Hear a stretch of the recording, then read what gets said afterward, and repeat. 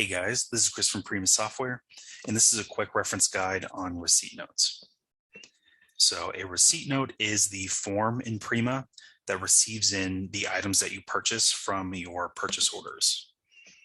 So for example, if you ordered an item from SP Richards or Ascendant, the receipt note is the part of Prima that, that tells Prima that the items have come in correctly and that they're ready to be delivered to the customer. Or if you're shorted an item or if it comes in damaged or something, the receipt note is also where you would mark a shortage for whatever reason if you can't deliver it to the customer.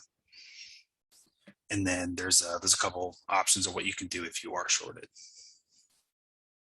So we'll go ahead and get started with creating a receipt note. So the receipt notes are always tied to the purchase order. So if you don't have a purchase order, you won't need a receipt note. But if you do have a purchase order, you will definitely always need a receipt note. So to create a receipt note, we're going to go to Movements and then Receipts right here. Then we're going to click on the red Available Lines button over here. And here's where we can search for the purchase order that we need to receive in.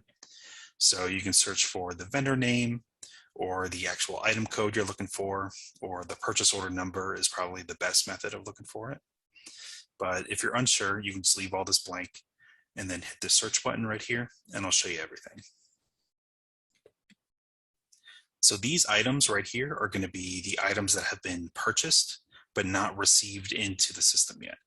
So you've placed the purchase order, but you have not received in the items. So this is kind of like a back order list if you need it. And if you're looking for a back order report, you can click on the back orders button up here at the top. It'll go ahead and generate a report of everything on this list. But let's say we received in an item.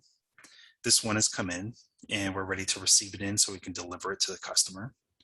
We'll go ahead and click on that item, or if there's multiple items, you can click and drag and select multiple.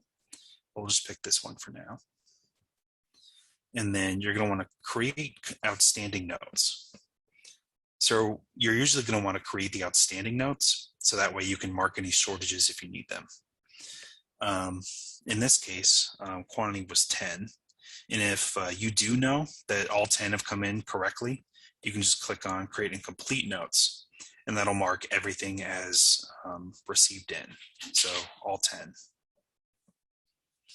But in this case, if we do need to mark a shortage, you can just click on it and we'll click on Create Outstanding Notes instead. And here we go. Here's our outstanding receipt note. We'll go ahead and click on that in a minute. But if you notice that the item you're looking for is not in this list, it may have already been put on a receipt note. So what'll happen is if I open a purchase order here, when the purchase order is placed, there's the option to auto build receipt note. So if this was ticked on when the purchase order was placed, that means that the receipt note will automatically build itself. So the part where you click on the red Available Lines button and go to this window, this part will be done automatically if you leave that tick mark on the purchase order. So if you're looking for a receipt note and it may have been, auto-built, what you can do is you can go to the item you're looking for and use this links button down here. And if the purchase order, or if the receipt note, was in here, you can scroll down and take a look for it.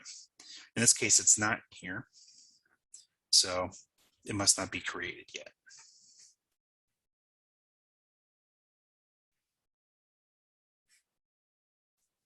Or you can also look for that receipt note in this lookup here.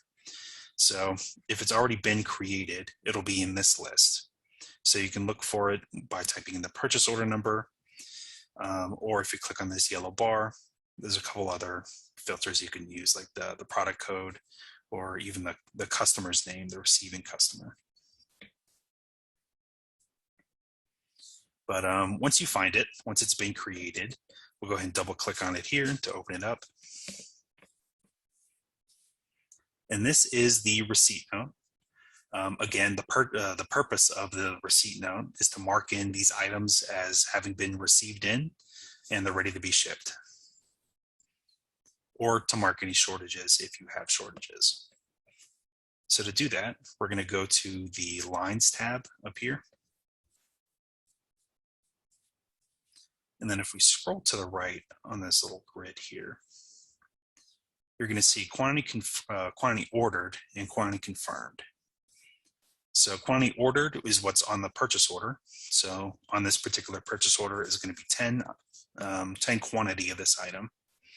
And then quantity confirmed is what we can change.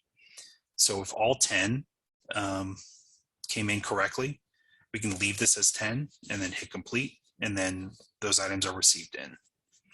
But if less than 10 came in, we need to change that. So what we'll do is we'll go down here to quantity received. And instead of 10, let's say we received 8 good ones and maybe 2 of them were damaged. So then when I save, now the shortage quantity is way over here, and it's going to say 2 are short because the other 8 are going to be confirmed in. So if you do mark a shortage like that, you have 2 options on what happens next.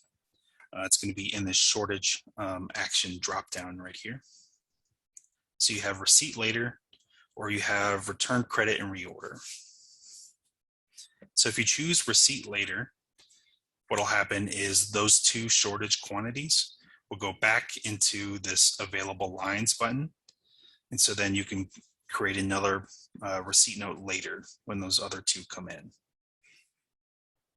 So you would want to leave it as receipt later if you know that they're definitely coming in later, but you're just ready to receipt them in at a later date. The other option is return credit and reorder. And so if you select that option, what it's going to do is it's going to put these 2 quantity that are short all the way back onto the requirements list so that they can be purchased again. So whatever system you guys use, if you need to reorder those 2 shorted quantity, you're always going to choose the reorder. So that way it goes back onto the requirements list and you can place another purchase order for it. And then from that purchase order, you'll create another receipt note. But yeah, that's it. That's all you got to do. So in this case, maybe we want to reorder these 2. So I'll click on the reorder option, go ahead and hit save. And now we'll click on complete.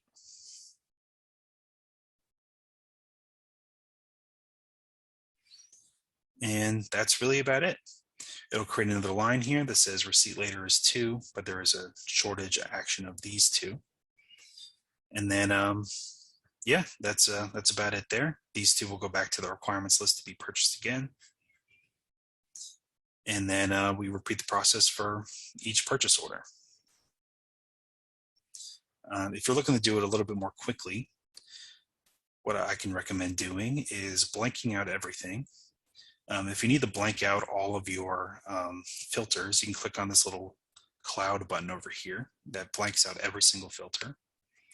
And then if we hit the search button up top, we'll see any outstanding receipt notes that we need. Maybe we can tick on outstanding here as the status. So that way we only see what's not been completed yet. So for example, if you're looking to do this a little bit more quickly, if you choose the auto build option on the purchase orders, it'll automatically build all of these receipt notes for you. So throughout the day, as you're placing purchase orders, you might see a whole bunch of these accumulate here.